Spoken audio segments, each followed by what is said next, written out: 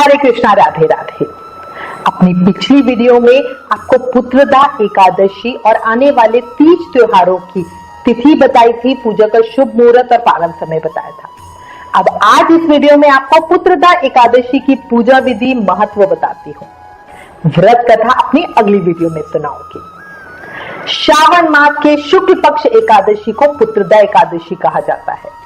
वैष्णव संप्रदाय में इस एकादशी तिथि को पवित्रोपना एकादशी और पवित्रा एकादशी के नाम से जाना जाता है। एक दिन भगवान शिव के साथ जगत के पालनहार भगवान श्री विष्णु जी की विधि विधान से पूजा करने का विधान है। मान्यता के अनुसार इस व्रत को करने से वाजपेयी यज्ञ का फल मिलता है और भगवान विष्णु अपने भक्तों की सभी मनोकामनाएं पूरी करते हैं। पुराणों में बताया गया है कि जितना पुण्य कन्यादान 1000 वर्ष की तपस्या करके मिलता है, उतना ही पुण्य फल केवल पवित्रा एकादशी का व्रत करने से मिल जाता है।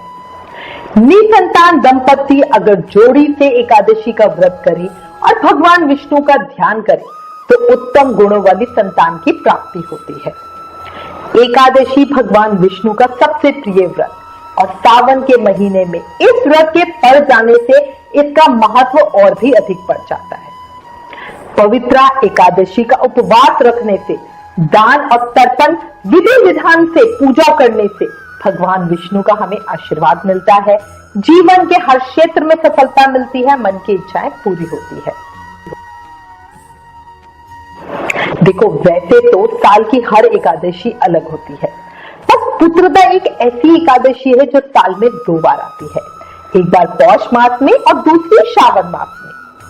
अंग्रेजी कैलेंडर के अनुसार पौष शुक्ल पक्ष की एकादशी दिसंबर या जनवरी के महीने में आती है, जबकि श्रावण शुक्ल पक्ष की एकादशी जुलाई या अगस्त के महीने में आती है। दोनों ही एकादशी संतान कामना और संतान की उन्नति चाहने वालों के लिए बहुत शुभ होती है। जिन लोगों को जीवन में पुत्र सुख की प्राप्ति नहीं होती और वो थोड़ा सा परेशान रहते हैं, क्योंकि शास्त्रों में भी विधान है कि अंतिम क्रिया और श्राद्ध आदि कार्य पुत्र द्वारा होने चाहिए। हम कहते हैं पुत्र हो या पुत्री, संतान होनी चाहिए जीवन में जरूर। इसलिए ही संतान सुख की प्राप्ति के लिए पुत्रदा एकादशी का व्रत रखा जाता है। पुत्रदा एकादशी का व्रत संतान प्राप्ति के लिए अमोघ उपाय बताया गया है। साथ ही इस व्रत से संतान को होने वाली किसी भी समस्या का निवारण भी बड़ी आसानी से हो जाता है। ये माना गया है कि यदि कोई निसंतान दंपति इस दिन श्रद्धा पूर्वक जोड़े के साथ व्रत करती है और पूरे विधि विधान से सही ढंग से सभी नियमों का पालन करती है, उन्हें जरूर ही संतान की प्राप्ति होती है। इसके अलावा इस एकादशी का व्रत करने से मनुष्य के खुद के भी सभी पाप खत्म हो जाते हैं और उसे जीवन में मोक्ष की प्राप्ति होती है। हिंदू धार्मिक मान्यताओं के अनुसार इस एकादशी का व्रत करने वाला व्यक्ति वाजपेयी यज्ञ के फल के बराबर पुण्य फल की प्राप्ति करता है। ये एकादशी बहुत महान और फलदायी है। मैं जितना इस एकादशी के विषय में कहूं वो कम है। इस एकादशी का पुण्य फल हमारी संतान के भाग्य और कर्म को उत्तम बनाने के लिए विशेष है। यदि आप संतान प्राप्ति या उससे संबंधित किसी भी इच्छा को पूरा करने के लिए ये व्रत रखना चाहते हो तो एकादशी व्रत के दिन भगवान कृष्ण के बाल रूप और श्री नारायण भगवान की उपासना जरूर करें। इस व्रत के प्रभाव से संतान की रक्षा भी होती है। इस व्रत के पुण्य से मनुष्य स्वयं और उसकी संतान दोनों ही तपस्वी, विद्वान और लक्ष्मीवान बनते हैं। अच्छा, इसी के साथ ये भी मान्यता है कि इस व्रत के प्रभाव से संतान पर आने वाले सारे कष्टों से उनकी रक्षा भी हो जाती है। अब ना इसी के साथ हमारे पास एक प्रश्न आ रहा है जिसमें लोग पूछ रहे हैं कि वो वैसे तो एकादशी का व्रत नहीं करते, पर पुत्र कामना से उन्होंने पौष मास की पुत्रदा एकादशी का व्रत किया। अब उनका प्रश्न है कि क्या वो श्रावण मास की पुत्रदा एकादशी का व्रत भी करे? तो देखो, उत्तर में हम कहेंगे बिल्कुल कर लो। इस व्रत से संतान पर आ रहे कष्टों से मुक्ति भी मिल जाती है, जिससे संतान न होने संतान की प्राप्ति का वर मिलता है। इसलिए जो लोग सभी एकादशी का व्रत नहीं करते वो अपनी संतान की उन्नति और सेहत के लिए भी इस व्रत को कर सकते हैं। पर कोई साधक जिसने पौष पुत्रदा एकादशी का संकल्प लिया है, उसकी अपनी इच्छा है कि वो श्रावण पुत्रदा एकादशी का व्रत भी करे या ना करे। आपको बता दूं, ये बहुत फलदायी व्रत है, इसलिए सबको करना ही चाहिए। अब मैं आपको इस पवित्र पावन व्रत की पूजा विधि बताती हूँ। कोई भी व्रत तभी पूर्ण होता है जब सही विधि विधान से हम पूजा करते हैं। अपनी हर वीडियो में कहती हूँ, जो लोग एकादशी का व्रत नहीं करते उन्हें भी एकादशी की पूजा जरूर करनी चाहिए, कथा जरूर सुननी चाहिए। अब विधि क्या है तो देखो, एकादशी के साथ ही दशमी और द्वादशी भी बहुत ज्यादा जरूरी होती है। एकादशी का महत्व ज्यादा है क्योंकि ये 48 घंटे का व्रत होता है, इसलिए दशमी और द्वादशी को भी नियम का पालन जरूर करें। व्रत रखने वाले दशमी के दिन लहसुन प्याज ना खाएं और शुद्ध सात्विक खाना खाना चाहिए, एक समय खाना खाना चाहिए। सूर्यास्त के बाद हम कुछ भी नहीं खाएंगे, रात को जमीन पे सोएंगे, ब्रह्मचार्य व्रत का पालन करेंगे। एकादशी के दिन सुबह जल्दी ब्रह्म मुहूर्त में उठेंगे, शुद्ध जल से स्नान करेंगे, नहाने के पानी में गंगा जल और तिल मिला लें, साफ कपड़े पहने, नहाने के बाद पूरे घर में गंगा जल के छींटे लगाएं, घर के मेन गेट पर जल छिड़के और हल्दी से गेट के दोनों तरफ सतह बनाएं। फिर बढ़िया पूजा की तैयारी करें, बढ़िया प्रसाद तैयार करें। पूजा के लिए सारी सामग्री जैसे पंचामृत, स्नान के लिए फूल फल आदि इकट्ठा कर लें। अब पूजा शुरू करें। इस दिन बाल गोपाल की पूजा का विशेष महत्व है। अगर सेवित शिव विग्रह कोई भी है आपके पास, जैसे लड्डू गोपाल जी, युगल जोड़ी, राधा कृष्ण की, राम दरबार या शालग्राम जी, तो उन्हें बढ़िया पंचामृत से स्नान कराएं। अगर तस्वीर की पूजा कर रहे हो तो उन पर पंचामृत के छींटे मारे और फिर साफ कपड़े से पोंछो। सेवित शिव विग्रह को स्नान के बाद वस्त्र आदि धारण करवा के उनका सुंदर बढ़िया श्रृंगार करो। भगवान लक्ष्मी नारायण के समक्ष व्रत का संकल्प लो और अपने हाथ में थोड़ा जल, फूल और दक्षिणा लो और बोलो, हे भगवान, आपकी कृपा और प्रेरणा से मैं ये महान एकादशी व्रत कर रही हूँ। कृपया मुझे शक्ति दो और मेरे व्रत को पूर्ण करवाओ। हे प्रभु, आप मेरे पालक हो, मेरे रक्षक हो, मेरी मन की इच्छा जानते हो, इसलिए कृपया करके मेरे मन की इच्छा को पूरी करो। मुझे और मेरे परिवार पर कृपा करो और अपनी शरण में रखो। ऐसा कहने के बाद हाथ का जल उनके समक्ष ही छोड़ दो। इसके बाद उनको पुष्प अर्पित करो, तुलसी दल अर्पित करो, धूप दीप नैवेद्य, ऋतुफल, तिल, नारियल, बेर, आंवला, लौंग, पान और सुपारी आदि 16 सामग्री से भगवान श्री कृष्ण का बढ़िया पूजन करो।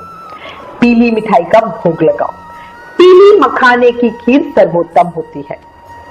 गाय के घी का दीप प्रज्वलित करो। कई लोग अपने मन की इच्छा पूरी करने के लिए अखंड दीप भी प्रज्वलित करते हैं। भगवान विष्णु को पूजा में तुलसी पत्र जरूर ही अर्पित करना। भगवान विष्णु को तुलसी पत्र बहुत प्रिय है और इसके बिना उनकी पूजा अधूरी मानी जाती है। पूजा के बाद व्रत कथा जरूर सुने। भगवान विष्णु की और एकादशी माता की आरती करें। अगर आपको एकादशी माता की आरती नहीं आती तो उस वीडियो का लिंक हम नीचे डिस्क्रिप्शन में दिया है। एकादशी के दिन विष्णु सहस्त्रनाम का पाठ करने से भगवान विष्णु की विशेष कृपा मिलती है। इसके बाद श्री हरि विष्णु से अनजाने में हुई अपनी किसी भूल चूक के लिए क्षमा मांगे और उनसे प्रार्थना करें कि मेरा व्रत पूर्ण करो। जो लोग संतान प्राप्ति करना चाहते हैं या जो गर्भवती स्त्रियां हैं, वो रोज 40 दिन नियम से संतान गोपाल स्तोत्र का पाठ पढ़े या सुने। संतान गोपाल स्तोत्र का वीडियो हमारे चैनल पर ऑलरेडी है, उस वीडियो का लिंक नीचे डिस्क्रिप्शन में दिया है। आप रोज नियम से इस स्तोत्र को सुने और भगवान विष्णु के सामने अपनी प्रार्थना सच्चे दिल से रखें। ये हो गई आपकी सुबह की पूजा। फिर शाम को भी पूजा जरूर करें। शाम को तुलसी महारानी की पूजा करें। अगर आप चाहें तो खुले आकाश में दीपदान कर सकते हैं भगवान विष्णु या अपने पितरों के निमित्त। अगर संभव हो तो साधक को ये व्रत निराहार रहकर, मतलब बिना कुछ खाए पिए करना चाहिए। अगर ऐसा संभव ना हो तो जिन्होंने व्रत किया है वो संध्या काल में पूजा करने के बाद, दीपदान करने के बाद फलाहार कर सकते हैं। अच्छा, शास्त्रों के अनुसार श्रावण शुक्ल पक्ष एकादशी पर सिंघाड़े के फलाहार से अजगर की योनि से मुक्ति मिलती है। इसलिए अगर आप निर्जल व्रत नहीं कर रहे तो फलाहार में सिंघाड़ा जरूर खाएं।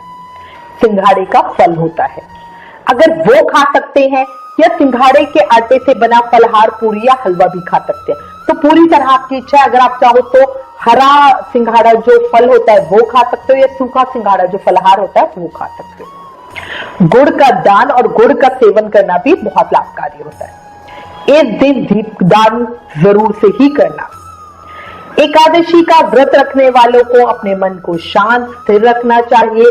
किसी से लड़ाई झगड़ा करो फिर व्रत रखो, इसका कोई फायदा नहीं होता। एकादशी की रात को जागरण करो, भगवान का कीर्तन करो, बहुत अच्छा होता है। एकादशी की सारी रात भगवान विष्णु का भजन कीर्तन करना चाहिए और श्री हरि विष्णु से अनजाने में हुई अपनी भूल या जो भी हमसे पाप हुए जो हमें पता भी नहीं चलते उनके लिए क्षमा याचना करनी चाहिए। अगली सुबह स्नान करके भगवान विष्णु की फिर से पूजा करो। द्वादशी के दिन ब्राह्मणों को भोजन करा के उनसे आशीर्वाद ले और फिर अपने व्रत का पारण करें, मतलब अपना व्रत खोले। एकादशी व्रत में व्रत का पारण ना करना पाप करने के समान माना गया है। इससे हमारा एकादशी व्रत पूर्ण नहीं होता, उसका फल हमें नहीं होता। एकादशी व्रत का पारण कैसे करें, इस पर डिटेल वीडियो चैनल पर ऑलरेडी है। अगर आपने अभी तक वो नहीं देखी तो जरूर देखें, वीडियो का लिंक नीचे डिस्क्रिप्शन में दिया है। अच्छा, याद रखना द्वादशी के दिन भी व्रती को सात्विक भोजन करना चाहिए बिना प्याज लहसुन का। इस प्रकार नियम पूर्वक जो लोग पुत्रदा एकादशी का व्रत करते हैं उनका व्रत सफल होता है और उनके मन की सभी इच्छाएं पूरी होती है।